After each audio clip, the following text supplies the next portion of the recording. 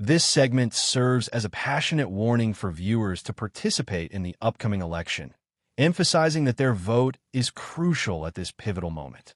The conversation opens with Senator Ted Cruz joining Sean Hannity to discuss concerns about the direction of the Democratic Party.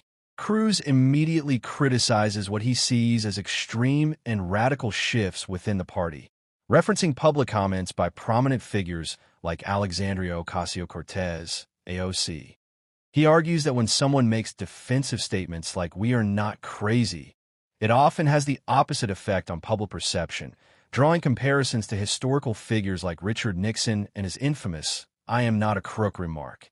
Next, Cruz turns his attention to a New York candidate, referring to him as Comrade Mamdani, labeling him not just a socialist but a self-described communist.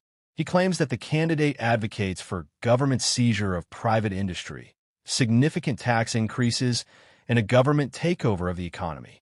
Cruz further alleges connections to radical individuals and events, such as associating with someone linked to the 1993 World Trade Center bombing, and criticizes Mamdani's response to 9/11 as self-centered rather than empathetic toward the victims and first responders.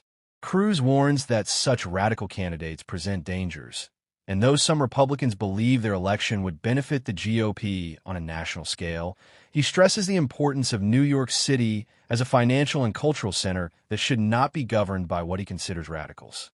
The discussion shifts to broader trends, with Cruz mentioning Republican opportunities in New Jersey and Virginia.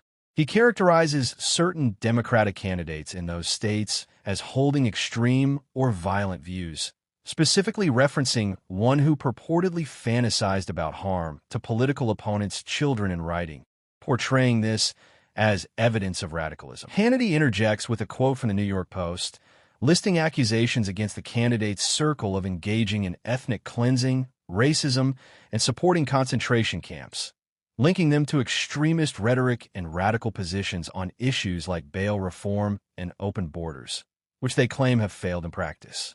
Cruz reinforces the idea that such policies won't deliver on their promises, drawing analogies to failed policies in healthcare, social security, and education. He believes that the extreme turn will ultimately backfire, with Americans given the chance to judge the results.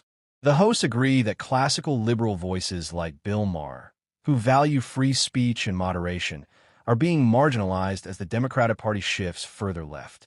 Cruz worries that if both major parties don't remain close to the political center, it will be bad for the country. Toward the end, Cruz notes the family background of Mamdani and references controversial statements about historical figures, suggesting a lack of patriotism.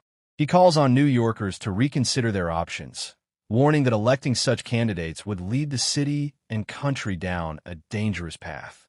Finally, Hannity brings up Vice President J.D. Vance's criticism of Mamdani over his response to 9/11, arguing that emotional attention should be devoted to the victims, not self-pity or sympathy for perpetrators. All speakers conclude by urging viewers to remain vigilant, question radical ideologies, and participate in voting to influence the direction of the country.